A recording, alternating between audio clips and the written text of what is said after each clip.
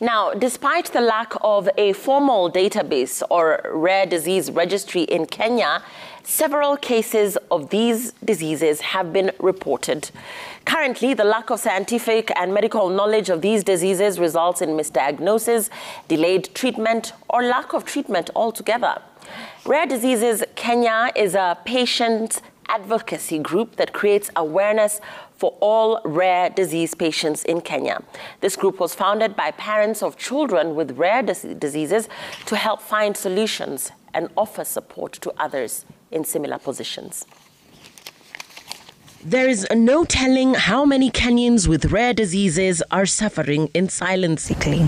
Yeah. Ahead of Rare Disease Day, I talked to mothers of children with rare diseases. My name is Barbara Mumbi, mother to a 7-year-old daughter who was recently diagnosed with Gaucher's. Ideally, this has been a very tough journey because getting to know my baby has a rare condition was not the easiest thing, because once I learned the diagnosis is Gaucher, I was like, no, this can't be.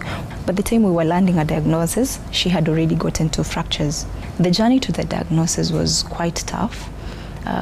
Ideally, I think this problem started when my baby was around 2 years old, but it wasn't easy to recognize it at this time because ideally we would suspect everything else except Gaucher's. So about 1 year ago is when her abdomen grew spontaneously, and we were in and out of hospital just to get a diagnosis. Truly, it was a very devastating time for us because you've knocked from door to door, the doctors, and there's nothing that's giving. By the time we were getting a diagnosis, she had gone through a lot. Every 2 weeks, we have to be in hospital for an infusion. And the cost of it, I thank God that we were linked up with a donor company. The cost of each session is around 360,000 for 2 vials. My name is Roslyn Kanja Odera. So my son has Joubert syndrome. It's a malformation of the brainstem and it's genetic. For my son, at 6 years, he can't walk. So we are trying to help him with that. It will take him a while because of the way the brain has been affected. He doesn't have the coordination and balance. So even when you put him to stand, he would fall. It's like someone who doesn't have that total balance, you know. But if you hold him, he will walk. It means a lot of therapies. It means that even going to school, he just started school this month, which we're excited about. But it means teachers don't understand how to teach him. He's not in the typical autism spectrum or cerebral palsy. He's in between. When he gets sick, he goes from 0 to 100. He has a kidney condition. We have to constantly ensure what he eats, that he's constantly hydrated. Just any illness is not the same for him. You have to constantly ensure that he's okay. There's speech therapy that he has to go to. So that is a lot. Even for us, we've had to stop some of the therapies because of the cost, you know. So the cost is high in having to manage this child, ensuring that they can have the best possible life. Through Rare Disease Kenya, Roslyn and her colleagues want to educate Kenyan families with rare diseases and connect them with each other. You go to the doctor and they tell you your child has this condition. First, you can barely spell the name. Secondly, the doctor gives you medication if you're lucky enough to have medication or treatment for that. Then they send you home.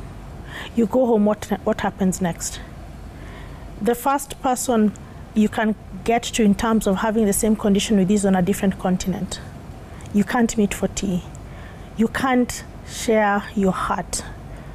By heart, I mean H-U-R-T. You can't share how your heart is breaking, the sense that this is not what you envisioned for your child. We're all, as a mother, there's a perfect baby, healthy, long life, but then these things happen and you're like, what do I do? So Rare Disorders Kenya sprouted from the need of hope, from the need of connecting with other members, making lives different for those who are coming behind us to have an easier journey, in the sense that we can direct them to which doctors to see, which specialists to see, which organizations abroad that have the same conditions as them or their children, they can link up to. Of course, there's feelings of isolation. You're alone. People don't quite understand. Sometimes the community will actually discriminate you or, just treat you in a certain kind of way. That tends to add to your burden that you have to deal with every day. So out of that, we decided let's do something about this. And so we started knocking doors, government doors with Christine, and going to see just the ministry and telling them, do you know that there are rare diseases? And there are a lot of people, there's a whole community that needs your help. We were also part of pushing for the UN resolution for rare diseases that was passed in 2021. So that's a major milestone for the rare disease community globally. Each year we have Rare Disease Day. So this year we'll be having our Rare Disease Day event on the 25th of February. That's on Saturday at the Nairobi Hospital from 9:30 in the morning. Please come learn about rare diseases, meet other patients living with rare diseases, and just know that at the end of the day, you're not alone. You're not alone, one. There are many parents out there who are going through this particular experience, and they're there to give you support. They're there to walk this journey with you. What I would maybe appeal is for our government to take up these rare conditions to be more of mainstream, and maybe find a way in which maybe our insurance companies or a provision whereby this treatment would be given at a cheaper rate or at an affordable rate, because treating rare diseases, because they're called rare, has been very, very expensive. As we approach Rare Disease Day on the 29th of February, it is important to take stock of the position of rare diseases in Kenya.